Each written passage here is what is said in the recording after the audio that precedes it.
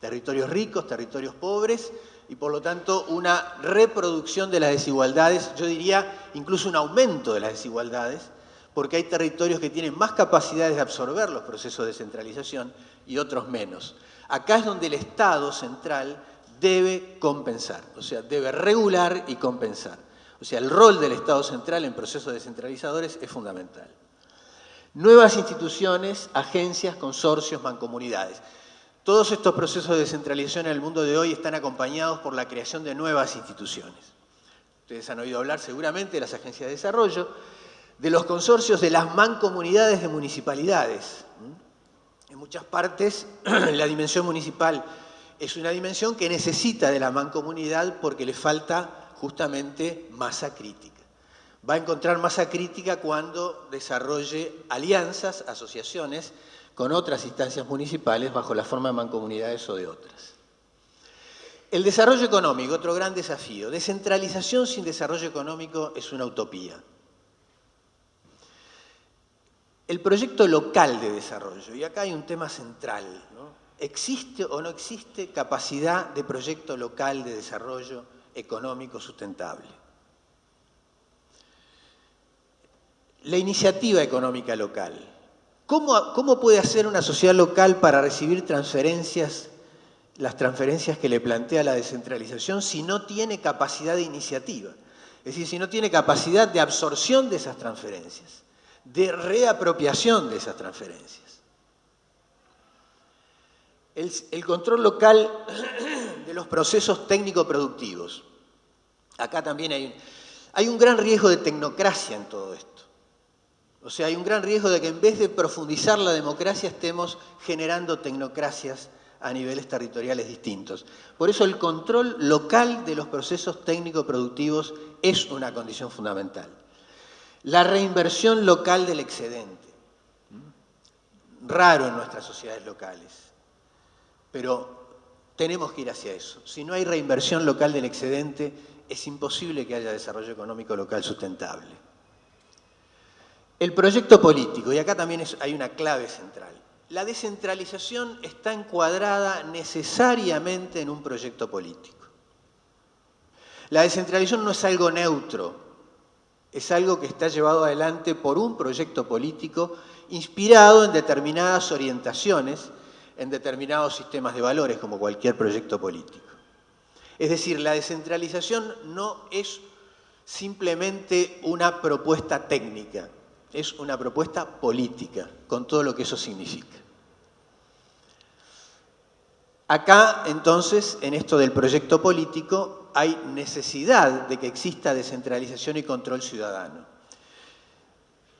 Se habla mucho de participación, y está bien, pero yo diría participación y control ciudadano. O sea, la participación no es solamente una participación consultiva, tiene que ser una participación con control ciudadano para que sea realmente una descentralización encarnada en un proyecto político. La articulación y la negociación para lograr la unidad en la diversidad. Forma parte necesariamente de este proyecto político el componente negociador o articulador. Este proyecto político debe desarrollar necesariamente una dimensión negociadora, articuladora, para que realmente sea llevado adelante. Una cultura de la descentralización. Esto también es fundamental. Este es otro de los pilares de la descentralización. Muy difícilmente podemos llevar adelante un proceso descentralizador si no hay una cultura de la descentralización. Basada en la generación de poder ciudadano. Cultura de la descentralización desde abajo. Una cultura de la diversidad que supere la hegemonía de las mayorías e incluya a las minorías. Una cultura de la participación en la decisión y el control. Sobre este aspecto cultural me quiero detener solamente un instante para decir que nuestra experiencia en materia de investigación sobre sociedades locales en Uruguay nos dice claramente que nuestro sistema de representación es nacional, en términos muy genéricos, no incluye la dimensión de la autonomía local. Y les voy a contar una anécdota.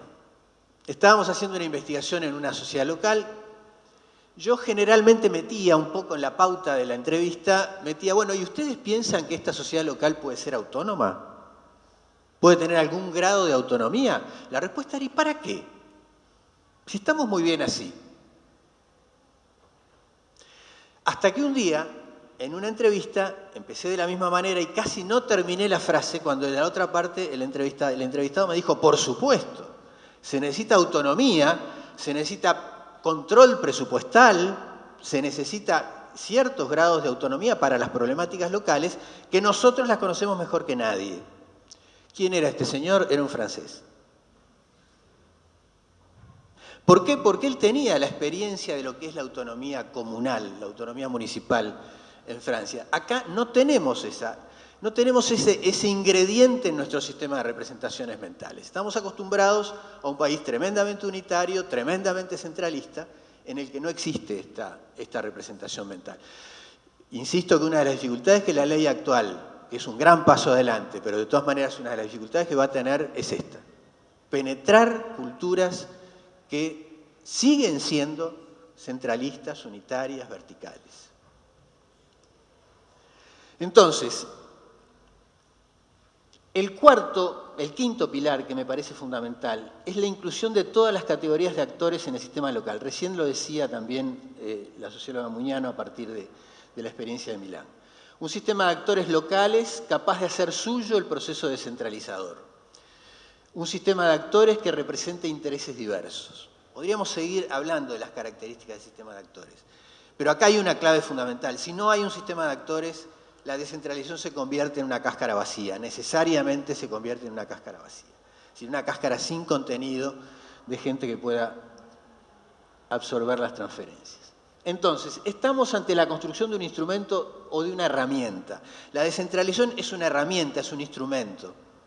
Como toda herramienta y como todo instrumento, puede ser utilizado de una manera o de otra. Por eso la inscribo necesariamente en un proyecto político. Pero se trata de un instrumento multidimensional y complejo. Por lo menos estas 5 dimensiones de las que hemos hablado, y probablemente más. Exige práctica y reflexión sobre la práctica. Cosa que en el Uruguay todavía no tenemos suficientemente. Práctica de la descentralización y de la autonomía y reflexión sobre la autonomía y la descentralización, sobre los efectos que eso produce, sobre el impacto que produce. Estas redes que se convocan y se construyen como esta que estamos en este momento intentando construir en torno a este evento, son realmente fundamentales, porque son generadoras de conocimiento y sobre todo son transmisoras, comunicadoras de experiencias. Bueno, yo me voy a quedar por acá. Alejandra va a hacer ahora un poco la aplicación muy rápida, bueno, nos queda poco tiempo, a la realidad uruguaya.